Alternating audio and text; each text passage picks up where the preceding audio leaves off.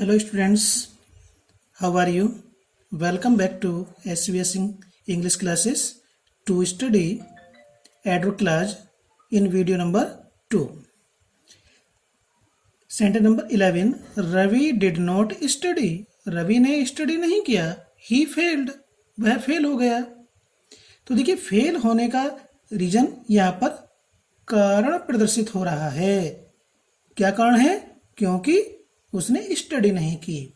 तो इसमें हमारा आने वाला है एडवर्ब क्लॉज ऑफ रीजन. अब तक हमने adverb clause of time, adverb clause of place study किया था इस वीडियो नंबर 1 में. अब यहाँ पर हम स्टडी करते हैं एडवर्ब क्लॉज ऑफ रीजन. तो यहाँ पर जो भी इसमें कार्य हुआ है उसका कारण यहाँ पर है. और रीजन के लिए जो कंजक्शन आते हैं तो एडवर्ब क्लॉज ऑफ रीजन किसी कार्य का होने का कारण बताता है. और एडवर्ब क्लॉज ऑफ रीजन के शुरू में आने वाले कंजक्शंस जो होते हैं वो बिकॉज, क्योंकि, एज और सिंस, चूंकि, और चौथा होता है फॉर, क्योंकि. तो इनमें से हम देखिए कौन कौन सा का प्रयोग करके हम सेंटेंस बनाते हैं. तो ही कौन है? रवि. रवि फेल हो गया. ये तो हम करेंगे. अभी क्या था हमने मोदी जी वाले में. तो रवि फेल्ड, फेल हो गया. रीजन क्या है? बिकॉज. अब रवि के स्थान पर हम ही का प्रयोग कर देंगे. ही डिड नॉट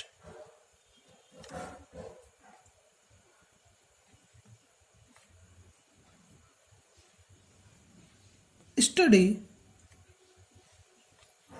ठीक है. रवि फेल्ड. रवि के फेल होने का रीजन क्या है? Because he did not study. उसने अध्ययन नहीं किया. ठीक है. अब हम इसको दूसरे प्रकार से कैसे लिख सकते हैं? हमने बोला था सिंस और एज. तो एज, ओके, रवि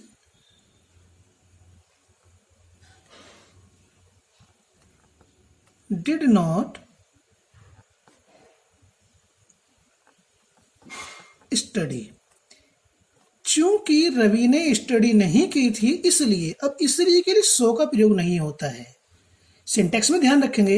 यदि यहाँ पर एज दे रखा है या सिंस दे रखा है तो यहाँ पर इसलिए के लिए कॉमा आएगा, सो नहीं आएगा. क्या होगा? ही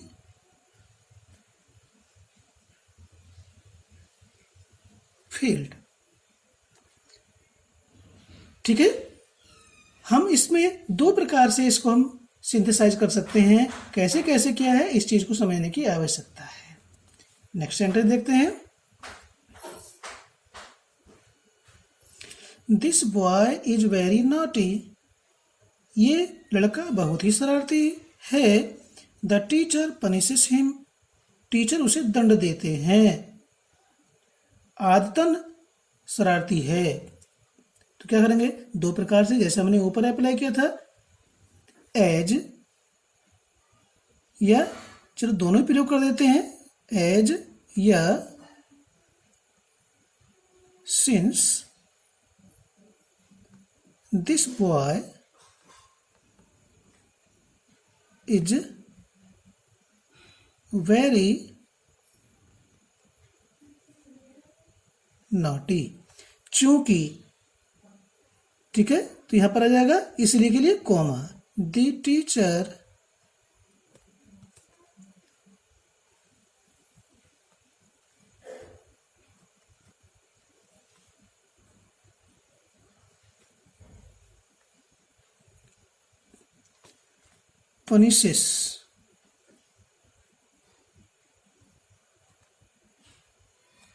punishes him. और क्या होगा? The teacher. देखिए हम इसको पहले लिखते हैं तो क्या होगा? द टीचर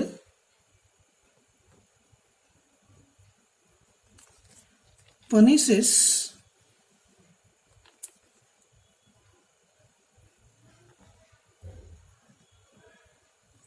देखिए यहाँ पर हिम आ रहा है. तो अब हम हिम के स्थान पर दिस बॉय लेकर आए क्योंकि पहले आ रहा है. पहले नाउन आता है उसके बाद में प्रोनाउन आता है. The teacher punishes this boy. तो इतना तो हमें ये कॉमन सेंस हमें होना चाहिए। This boy because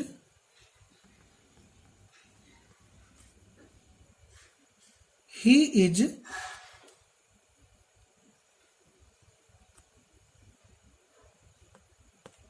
very naughty। किस प्रकार से हमने इसको जोड़ा है, ये चीज समझने की आवश्यकता है। ठीक है, हमने कैसे नाउन और प्रोनाउन के स्थान बदले हैं, ये तो आपको आना चाहिए। इसका कोई विशेष रूल नहीं होता है, बस ये है कि पहले नाउन आता है, उसके बाद में प्रोनाउन आता है। हम यहाँ पर हिम नहीं लिख सकते थे, ठीक है, क्योंकि ये हिम किसके लिए है, दिस बॉय के, तो दिस बॉय हमने हिम के स्थान पर लिखा और दिस बॉय के स्थान पर हमने ही लिख दिया। ये चीज हमें आनी चाहिए। नेक्स्ट सेंटेंस देखते हैं। He was not there, I spoke to his brother. इसमें भी रीजन है भाई, वह वहां पर नहीं था। ठीक है, I spoke to his brother, मैंने उसके भाई से बोल दिया, कह दिया। तो क्या होगा, I spoke to his brother because he was not there. Reason आ रहा है, आई ने हिज ब्रदर से क्यों कहा, क्यों बोला, क्योंकि वह वहां पर नहीं था। I spoke to his brother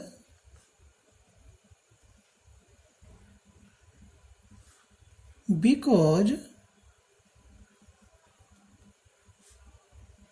he was not there।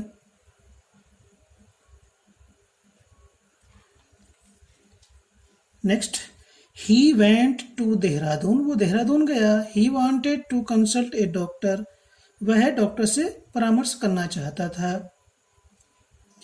तो वह देहरादून गया, क्यों गया, क्या रीजन था भाई, क्योंकि वह डॉक्टर से परामर्श करना चाहता था। तो क्या लिखेंगे, he went to Dehradun because he wanted to consulted a doctor।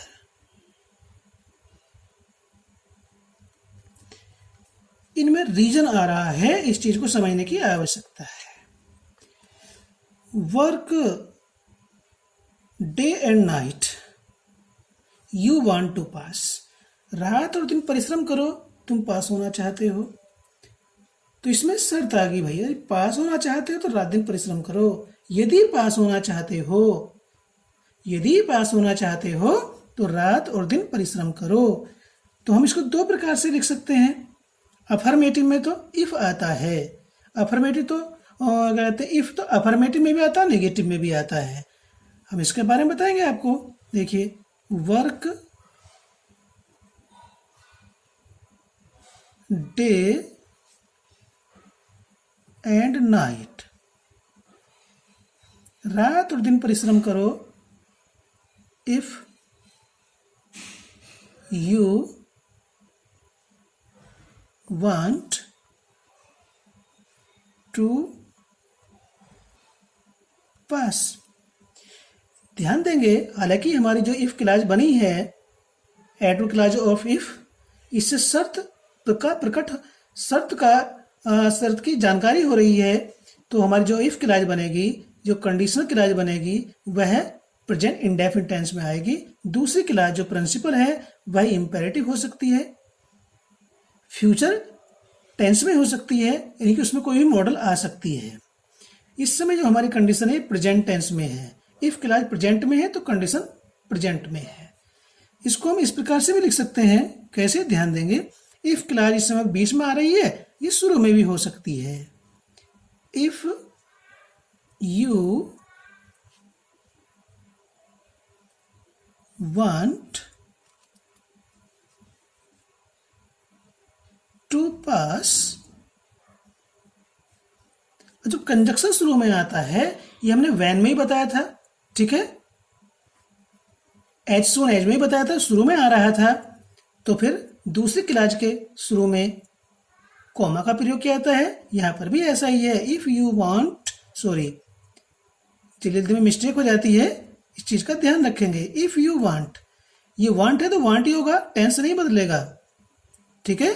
If you want to पास, यदि आप पास होना चाहते हैं तो क्या, कॉमा लगा करके work day and night.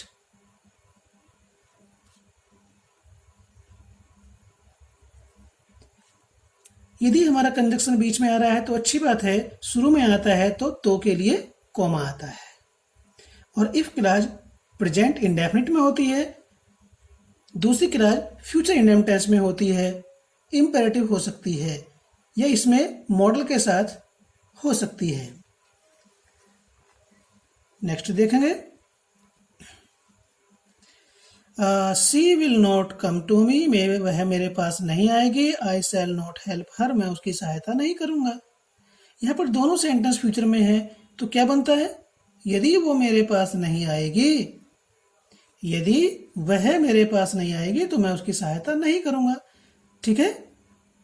Hindi में तो दोनों फ्यूचर में आ रहे हैं, लेकिन जब हम इसको कंजक्शन से जोड़ेंगे तो इफ से जुड़ने वाली क्लॉज प्रेजेंट इंडेफिनिट टेंस में आएगी और हमारी इफ क्लॉज यहां बनेगी, यदि वह मेरे पास नहीं आएगी तो क्या होगा, इफ सी, इस विल नॉट को हम करेंगे, सी है प्रेजेंट टेंस में, सी के साथ डज आएगा। इफ सी डज नॉट कम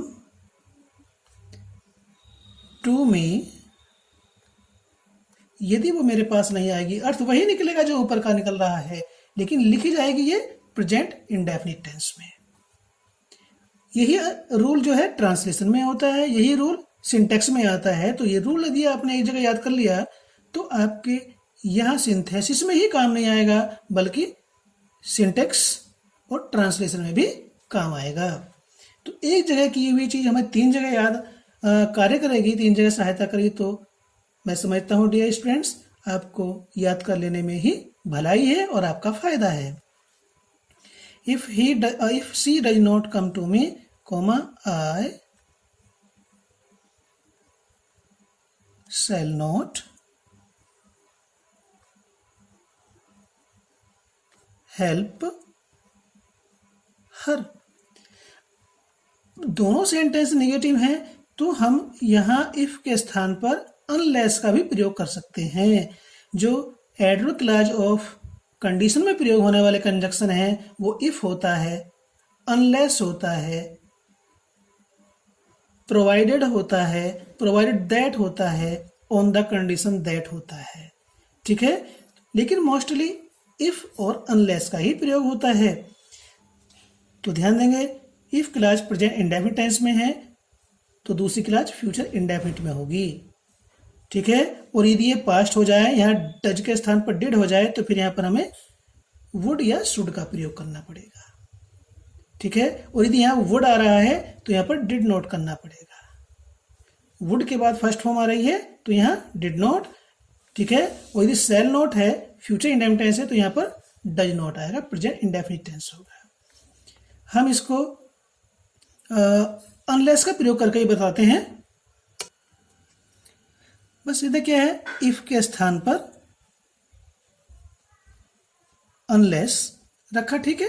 तो अनलेस के होने पर कंजक्शन क्या होता है, अंदर नॉट का प्रयोग नहीं होता, बिकॉज ये जो है निगेटिव सेंस रखता है। तो लिखेंगे अनलेस सी डज नॉट हटेगा तो क्या हो जाएगा, कम का comes. Unless she comes to me, comma, I shall not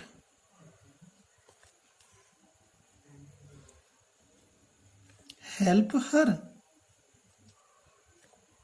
syntax में क्या होता है, अनलेस दे रखा है फिर भी यहाँ डज नॉट का प्रयोग किया हुआ है, तो क्या होता है, मिस्टेक होती है।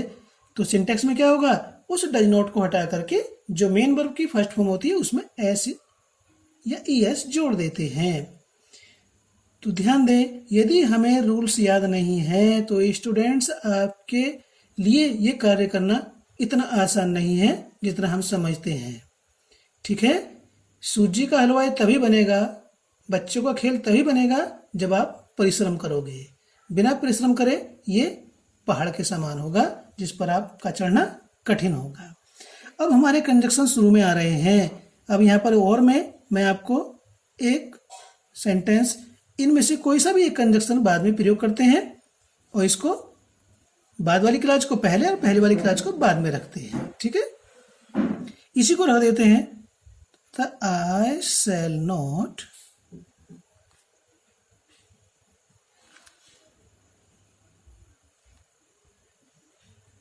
help her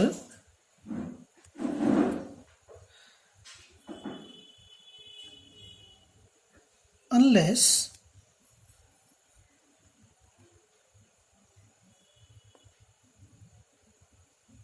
she comes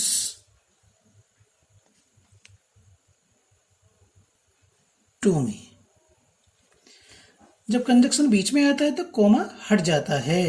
तो कोमा कहाँ प्रयोग हो रहा है हमने कई बार आपको बताया। ओके, नेक्स्ट है you will not speak the truth, you will not escape from punishment. दोनों ही सेंटेंस नेगेटिव है। यदि तुम सत्य नहीं बोलोगे तो पनिशमेंट से नहीं बच पाओगे। तो जैसे हमने सेंटेंस नंबर 16 आपको एक्सप्लेन किया था उसी प्रकार से ये भी अनलेस और इफ का प्रयोग करके बनाया जा सकता है। अनलेस में, अनलेस क्लास में नॉट नहीं आएगा, इफ का प्रयोग होगा तो नॉट आएगा। इसमें हमारा यदि आ रहा कंडीशन ये बन रही है इसमें, तो यहाँ पर जो फ्यूचर में है इसे प्रेजेंट इंडेफिनिट टेंस में चेंज करना पड़ेगा। तो क्या होगा, if you do not, you plural number में आता है, यदि सिंगुलर होता तो डज नॉट आता, you do not speak the truth, तो के लिए comma, you will not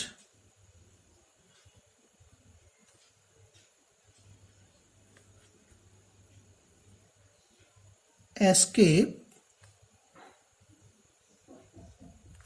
from punishment।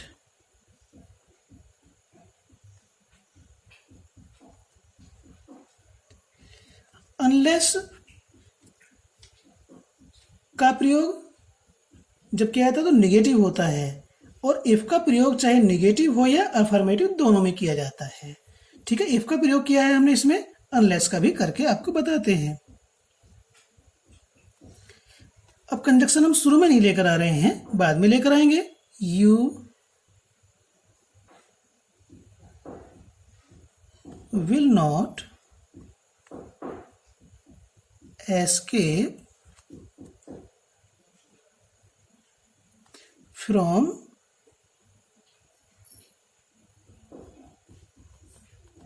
punishment unless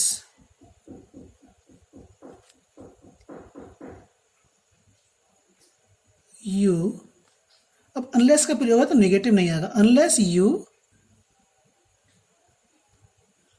speak the truth। किस प्रकार से जुड़ा है इस चीज को समझने की आवश्यकता है।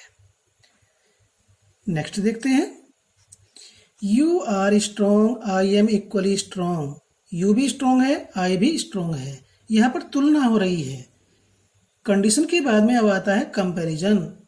एडवर्ब क्लॉज ऑफ कंपैरिजन वह क्लॉज जो दो वस्तुओं, दो व्यक्तियों या दो से अधिक व्यक्तियों के बीच में तुलना प्रकट करता है, तो वहां पर एडवर्ब क्लॉज ऑफ कंपैरिजन का प्रयोग किया जाता है।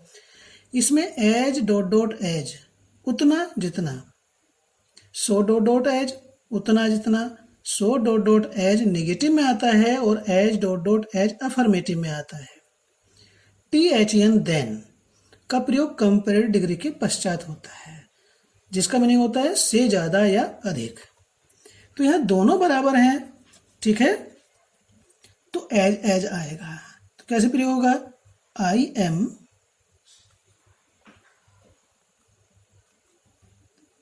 As strong. जब एज एज का प्रयोग होता है तो बीच में पॉजिटिव डिग्री आती है। सो डॉट डॉट एज में भी बीच में पॉजिटिव डिग्री का प्रयोग होगा। I am as strong as you. यहां आर अंडरस्टूड होता है, लिखा नहीं जाता है। मैं भी उतना ही शक्तिशाली हूं जितना कि तुम। तो ये हमने जोड़ा है पॉजिटिव डिग्री का प्रयोग करके। इसे हम कंपैरेटिव में भी ले सकते हैं।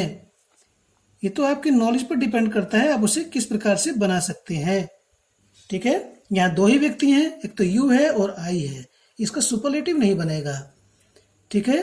तो क्या होगा? यू आर स्ट्रॉन्ग, तुम भी शक्तिशाली हो और मैं भी समान रूप से शक्तिशाली हूं। तो इसका मीनिंग क्या है कि तुम मुझसे ज्यादा शक्तिशाली नहीं हो, बराबर हो। तो कैसे लिखेंगे? हम इसी को लिख देते हैं, यू आर नॉट स्ट्रोंगर। तुम अधिक शक्तिशाली नहीं हो। स्ट्रोंगर है तो अब आएगा THAN। Then I. तुम मुझसे ज्यादा शक्तिशाली नहीं हो, मीन्स मैं भी उतना ही शक्तिशाली हूं जितना तुम, और तुम भी उतने ही शक्तिशाली हो जितना कि मैं। तो हमने यहाँ पॉजिटिव डिग्री का प्रयोग किया है, यहाँ पर कंपेरेटिव डिग्री का प्रयोग किया है, तो यहाँ पर नॉट का प्रयोग हुआ है। ज्यादा शक्तिशाली नहीं हो मुझसे। नेक्स्ट देखते हैं। तो ठीक है स्टूडेंट्स, ये एडवर्ब क्लॉज ऑफ कंपैरिजन का जो हम आपको समझाना है, एक ही सेंटेंस समझाया हमने आपको इस वीडियो में। ये सेंटेंस नंबर 19। हम आपसे मिलते हैं पुनः समझाने के लिए यहाँ से 19 से वीडियो नंबर 3 में। तो हमें लग रहा है कि जितने सेंटेंस हमने तैयार किए हैं ये हमारे 3 वीडियो में पूरे होने वाले नहीं है, हो सकता है 4 वीडियो तैयार हो। तो इसलिए आप इसको समझने के चारों वीडियो को ही देखें, ठीक है। यदि आपको ये समझ में आया है तो आप लाइक करें, सब्सक्राइब नहीं किया तो सब्सक्राइब करें। Okay, thanks.